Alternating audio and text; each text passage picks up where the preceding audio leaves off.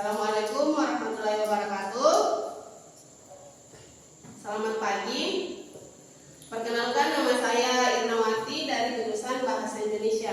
Terima kasih atas kesempatannya. Hari ini saya akan mempresentasikan seminar pendidikan profesi guru dengan judul Memahami Teks Negosiasi dengan Menggunakan Teknik Flipbook, dengan dosen pembimbing yaitu Oldi S. Beruntu, SPD, MPD. Yang pertama, kita akan memasuki alur presentasi. Di sini terdapat 4. Yang pertama, identifikasi diri, refleksi pengalaman belajar mata kuliah yang bermakna, desain inovasi pembelajaran, dan rencana tindak lanjut. Identifikasi masalah, visi misi. Visi saya untuk pendidikan Indonesia adalah menciptakan sistem pendidikan yang merata, inklusif, dan selaras dengan perkembangan zaman, agar setiap anak dapat belajar dan berkembang sesuai dengan potensi mereka, serta menanamkan nilai-nilai Pancasila sebagai pembentukan karakter. Sedangkan misi saya menjadi calon guru profesional yang inspiratif, berintegritas, dan terus belajar serta mampu membimbing peserta didik untuk tumbuh secara akademik maupun karakter sesuai dengan perkembangan zaman dan nilai-nilai luhur bangsa. Di sini refleksi pengalaman belajar. Refleksi pengalaman belajar pada semester 1 terdapat 6 mata kuliah, semester 2 terdapat juga 6 mata kuliah. Dari total semuanya terdapat 12 mata kuliah dari semester 1 dan semester 2. Dan yang saya seminarkan hari ini yaitu prinsip pengajaran dan asesmen efektif 2. Pada mata kuliah ini terdapat 3 topik. Topik pertama yaitu Understanding by Design, yang kedua yaitu the TARL, topik 3 yaitu CRT. Dari ketiga topik tersebut, saya mengambil topik 2 yaitu TARL. PPG memberikan kesempatan untuk memperdalam pengetahuan dan mengasah keterampilan mengajar. Pentingnya menyesuaikan pembelajaran dengan tingkat pemahaman peserta didik menjadi hal utama sehingga materi lebih tepat sasaran dan efektivitas belajar meningkat karena sesuai dengan kemampuan kognitif masing-masing. Mengapa saya mengambil TARL? Karena pembelajaran TARL mengacu kepada tingkatan kemampuan siswa, bukan tingkatan kelas, dengan proses pembelajaran sesuai capaian pembelajaran, tingkat kemampuan, dan kebutuhan siswa. Melalui pembelajaran ini, siswa dikelompokkan berdasarkan kemampuan literasi, belajar berkelompok dengan guru pendamping yang berbeda-beda, dan capaiannya dipantau terus-menerus. Desain inovasi pembelajaran. Berdasarkan pengalaman dan pengamatan situasi ketika PPL 2 menunjukkan bahwa peserta didik di sana terdapat variasi tingkat kemampuannya berbeda-beda, kurangnya fokus pada pembelajaran, dan minimnya penggunaan teknologi untuk pembelajaran.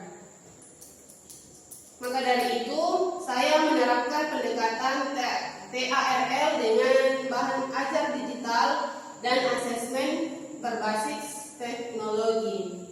Yang pertama itu bahan ajar digital. Penggunaan materi pembelajaran dalam format digital yang dibuat melalui Canva dan dijadikan flipbook.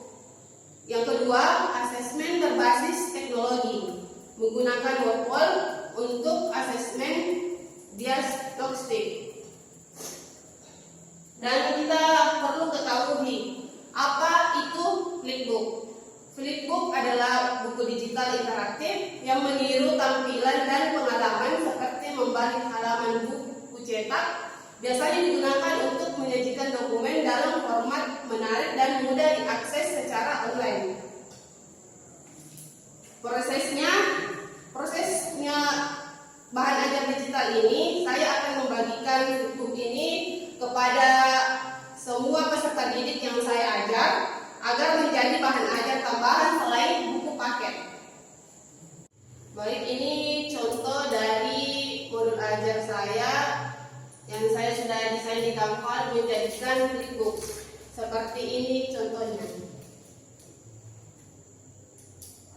Karena di sekolah saya, di mana saya tempat PPL itu, peserta didiknya tidak fokus dengan pembelajaran, hanya selalu menggunakan handphone. Jadi saya berinisiatif untuk menjadikan modul ajar saya sebagai flipbook agar peserta didik lebih bermakna lagi dalam menggunakan handphonenya. Dan di dalam flipbook juga terdapat lembar kerja peserta didik. Yang kedua itu word wall. Kita juga perlu ketahui apa itu word wall. Word wall adalah aplikasi berbasis web yang digunakan untuk membuat media pembelajaran interaktif seperti kuis, teka-teki silang, permainan kartu, memori, dan lain sebagainya. Asesmen berbasis teknologi ini word wall. Di sini saya akan menjadikannya alat asesmen diagnostik yang linknya terdapat dalam bahan ajar digital, yaitu flipbook yang telah dibagikan ke peserta didik. Jadi word wall ini mudah diakses oleh peserta didik. Saya menggunakan word wall sebagai asesmen diagnostik peserta didik. Dan link word wall ini terdapat dalam modul ajar yang saya bagikan tadi yang berbentuk flipbook. Dan ini contoh word wall-nya. Di sini terdapat waktu dan benar atau salahnya peserta didik dalam memilih jawaban. Jadi di sini peserta didik akan memilih jawabannya, dan di situ saya bisa memetakan asesmen diagnostiknya dia kemampuannya ada di mahir atau berkembang dan sangat mahir. Jadi di sini saya menggunakan word wall untuk menganalisis asesmen diagnostiknya serta membagikannya dalam kelompok TARR. Berdasarkan hasil asesmen diagnostik yang berbasis teknologi yang didapat melalui bahan ajar digital seperti modul ajar yang didesain menjadi flipbook, peserta didik dibagi menjadi beberapa kelompok berdasarkan tingkat pemahaman mereka yang dituangkan dalam LKPD, dan guru akan memberikan bimbingan yang berbeda-beda sesuai tingkat kemampuan peserta didik. Setelah itu saya merencanakan rencana tindak lanjut, yaitu yang pertama, melakukan analisis lebih lanjut untuk memperbaiki proses pembelajaran agar lebih optimal dalam memenuhi kebutuhan peserta didik serta kolaborasi dengan teman sejawat.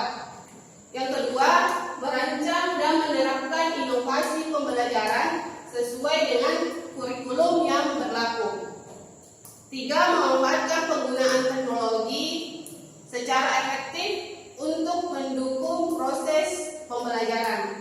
Yang keempat, memberikan materi yang relevan dengan kehidupan nyata di lingkungan sekitar peserta didik. Itulah tadi hasil presentasi seminar pendidikan profesi guru saya. Wabillahi taufiq wal hidayah. Assalamualaikum warahmatullahi wabarakatuh.